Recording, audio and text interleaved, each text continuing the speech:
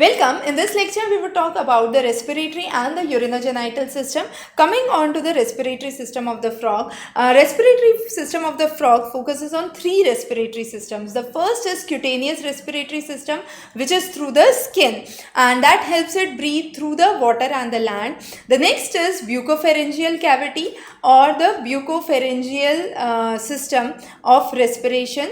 And the last one is the pulmonary system, and here the diagram shows the system of a pulmonary respiration. So the lungs are intact, and this takes place only in the case of adult frog, which takes place outside the water. So outside the water, what is required is the pulmonary respiration. Buccopharyngeal is when the frog is on the land or partially immersed in the water. When it is partially immersed in the water, the lining, the epithelial lining of the cavity has an important role to play. The next is the urinogenital system. There are two different systems since it shows sexual dimorphism, as we already studied, the male being slender and dark in complexion. You have the two systems which are separate.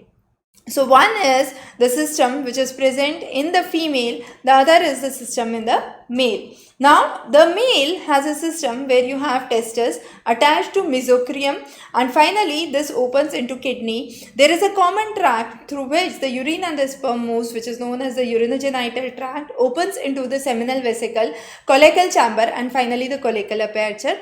However, in the females, there is a ovarian funnel, ostium, which is the major part through which it links, and then there are ovary connected through the ovarian tubules opening into the excretory system, which is the kidneys, and finally joins the ureter.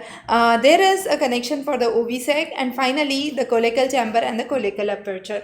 So here, very important to note, in the case of females there are ureters, in the case of male there is a urinogenital tract and urinary bladder. So there is a major difference through the correction. So here it is the urinogenital tract, and here it is the ureter which carries the urine. In males there is a pair of cylindrical testes which is present. In females there are two ovaries which are produced by the ovarian follicles, and then the most important characteristic of the egg of frog is it is telolithical.